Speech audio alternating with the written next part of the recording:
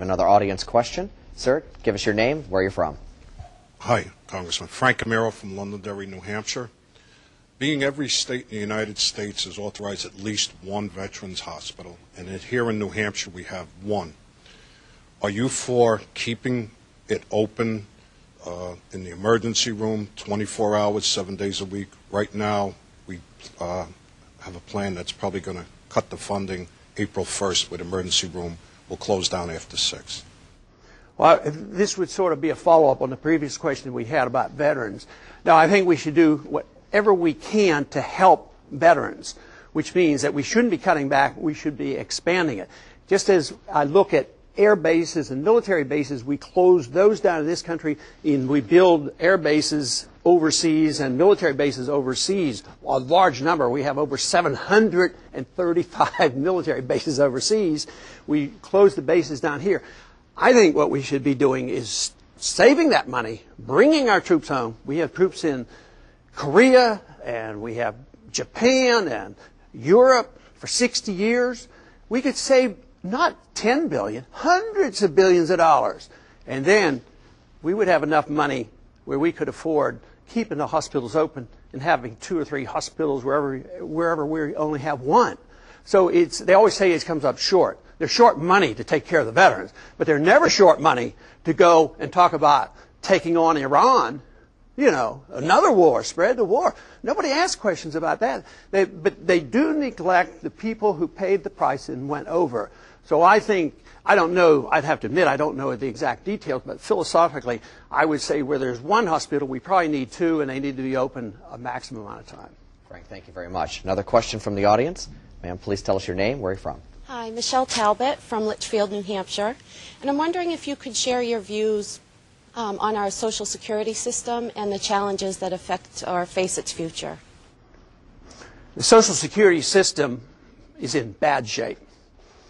If you ask young people, and maybe even this audience would tell us that we don't expect that the Social Security system will be in very good shape, you know, in 10, 20, 30 years. The numbers aren't there. And if you add on Medicare and Medicaid, none of that, prescription drug program, the financing isn't there. We have now, nobody knows the exact number, but if you take future obligations, Social Security and others, it's between $50 and $60 trillion. They talk about a national debt going up last year. If they don't ever count what they borrow from Social Security, so they tell us that the national debt increase last year was $280 billion. If you count, which they should, what they took out of Social Security, it would be like $400 billion. But if you count the additional obligations that we assumed last year, it was $4.6 trillion. So it's impossible to be able to maintain this. I'm probably one of the very few in Congress who voted for so little spending in Washington that I never voted once to spend 1 penny out of Social Security. But that's not going to change. I mean, politicians spend money to get reelected, so they're going to continue to do that. And you have to have welfare here, you have to have warfare here, so and that's too often bipartisan, so they keep spending. I think what we should do, of course, is quit spending and protect the trust fund and do our very best to honor our commitment. But the number of young people going into the workforce are smaller, and there's not enough to take care of those in retirement. And we could, and I expect we will in time, have a recession. The income is going to go way down. Young people, we should start with a transition program, and I think young people ought to be able to opt out of it. Give them a chance to take care of themselves. And then the only way we could meet our commitment to the elderly who have become dependent, whether the medical care or Social Security, the only way that can happen is we'd have to change our foreign policy. We'd have to think, we are not the policemen of the world. We can't nation build forever. We're going broke. Our military budget is $700 billion a year. And you know where the money comes from? China. The Chinese have loaned us over $1 trillion. They hold our treasury bills. So China could bring us to our knees instantly if they decided for some reason. So we have to really reassess our future. Although on the surface we're all doing well, but believe me, we're doing well, and not everybody's doing well. We're doing well because we borrow so much from foreigners. Thank you very much for the question. Do you expect to win New Hampshire? This is my first trip here, and I am known for not overstating my position, but let me tell you, in my short visit here, and with communications by email and other things, I am very optimistic, and it's growing. Welcome to our online viewers as the conversation continues with Republican presidential candidate, Texas Congressman Ron Paul. Over the next half hour, we'll be taking more questions from our audience, as well as questions sent in by you. We're going to start with another question for the Congressman from our audience. Please stand up, tell us your name and where you're from. My name is Teresa Novak-Chabot, and I live in Bedford. And I have a twofold question for you, Congressman. I want to know how you're going to address the level of poverty in this country. And also, I'm wondering what you're going to be doing to promote affordable health care for those who are self-employed. The level of poverty in this country is growing. And most people who recognize this say that what we need to do is forcibly redistribute the wealth. There's too many rich people. We need to take some from them through taxation and pass this back to those who need some help. But poverty is a consequence of big government. Poverty doesn't happen accidentally.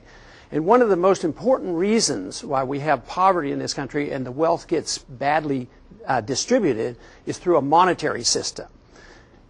We mentioned a little while ago about the amount of money we spend that we don't have, and we borrow so much. I mentioned we borrow from foreigners as well.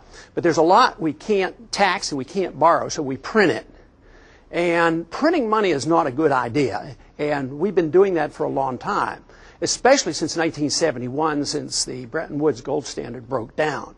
And this means that when you print money, the value of the money goes down.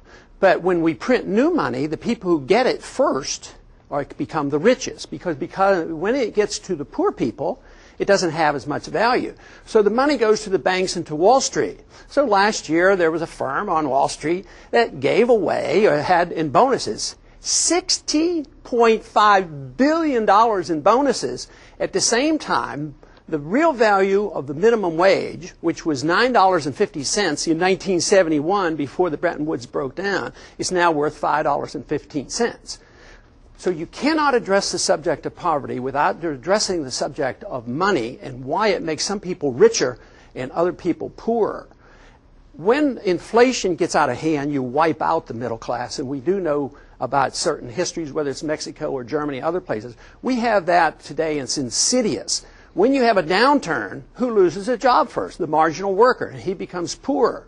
So the problem is we don't have a free market. What we have is a government involved in wanting to take care of poor people by deficit financing and then printing up the money, and it hurts the very people that they're trying to help. In some ways, the medical care is the same way. And you can improve the tax laws where the people who are having a difficult time getting medical care, where they could get deductions and where you could get tax credits and other things like this. But you know, when I first started practicing medicine in the early 1960s, I worked in an emergency room in San Antonio, Texas. I was in the military at the time. But I was doing the moonlighting, and I worked 12 hours, and I made $3 an hour.